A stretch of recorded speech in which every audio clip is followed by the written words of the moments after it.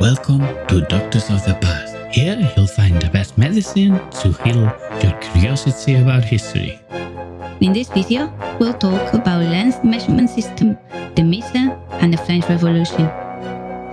If you have ever wondered where the meter come from when it was created, what makes it different from the mile, or what it was used to measure distance before its creation, stay with us and you'll find out.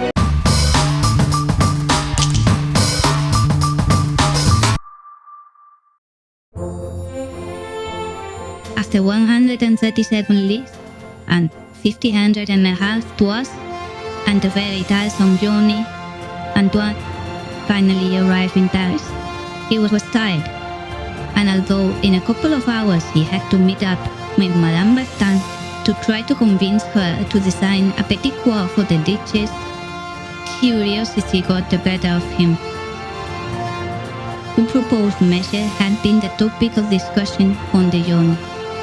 Most of the people in the carriage agreed with him. They were absurd and unneeded impositions, and they will destroy all businesses. In front of him stood the controversial meter in its marble pattern. Actually, his worst fears had not come true, and the new measure was no larger than the yardstick used in Bordeaux. Actually, his yardstick was almost a meter and a half, with only about 2 lines missing, 23 points to be exact. With a smile, he thought he could take advantage of it in his show until the measure spread all over Bordeaux. After all, the meter wasn't going to hurt his business.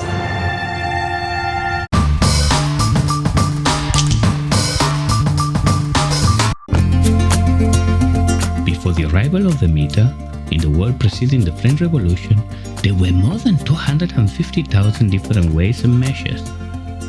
Although some countries had already tried to unify the units of weight and distance within their territories, their successes were relative, since many cities or regions resisted the change, maintaining the traditional measures. What for some was a sign of identity, autonomy, or tradition, for others was a serious obstacle to trade, science, and even communication. Furthermore, it raised corruption thanks to the difficult adaptations between one set of measurement standards to another. In an increasingly global world, the need for an international system of measurement became more urgent. Unification of measurement and weight system was not new at that time, and some larger states had already proved the economic, cohesive, and even communication advantages. With different results, Spain, the British Empire, France, and the United States had created general system of weight and measures for their domains. Nonetheless, local resistance was very strong, since the adoption of a new pattern came with a considerable loss of autonomy. For this reason, the application of a system of weights and measures outside the frontiers of a country was unthinkable for all its implications. Following the path planned by the astronomer Jérôme Lalande a few months earlier, when he had proposed to use the Parisian system in the rest of France, the French Revolution, initiated on August 4, 1789, sheltered by its radical break with the Ancien Régime, took advantage of the situation to unify the measures of length and weights. But instead of choosing the standard of the French capital, a new one would be used, created from nature, so that it could be used by all peoples forever. The idea was that all units will be related to each other by means of a decimal scale, leaving aside the anthropometric and duodecimal tradition that prevail in most countries of the world. In the case of length, the new measurement was called meter, echoing Galileo's studies on the distance of a pendulum swing for 1 second. A phenomenon that Tito Livio Burattini named meter, a word that meant measure in Greek. However, instead of using this length, it was decided to establish the meter according to the distance between the North Pole and the Earth's equator, specifically 1/10,000,000th part. In 1792, the astronomers Jean-Baptiste Delambre and Méchain were entrusted with the task of measuring the meridian that went from Dunkirk to Barcelona, a quest that would take them 7 years to complete. As a result, the metric system was adopted in France on December 10, 1799. But as it had happened in other countries in the past, the local tradition survived, and despite of the legislation, local measures continued to be used. So much so that in 1812, France tried to create a new system of length measurements by applying the usual Paris pattern with equal or worse results. While the metric system was crumbling in its mother country, the Netherlands had officially and successfully adopted the new standard, gradually extending the scope of the new measure. Indeed, upon independence from Netherlands, Belgium and Luxembourg decided to keep the metric system as their official measure of length. In 1837, France followed again the metric path.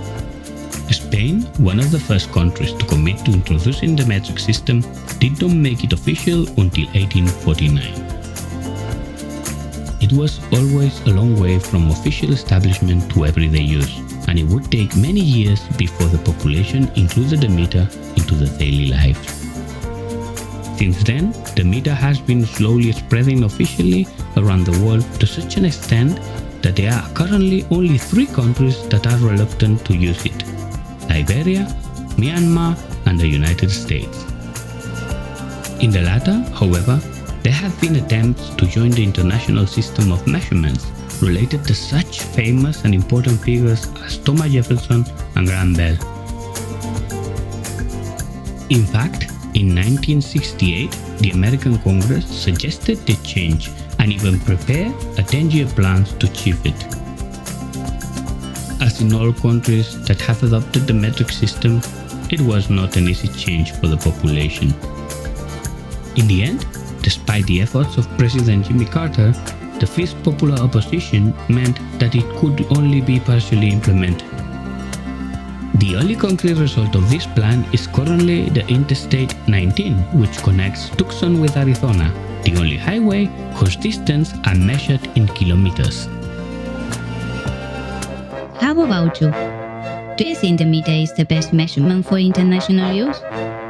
Or do you believe using anthropometric measurements makes more sense? Did you know that only 3 countries haven't joined the international system of measurement? Or that the meter was born as the 10-millionth part of the distance between the equator and the North Pole? Whatever the case, we want to hear your opinion, and if you found the video interesting, consider subscribing to the channel.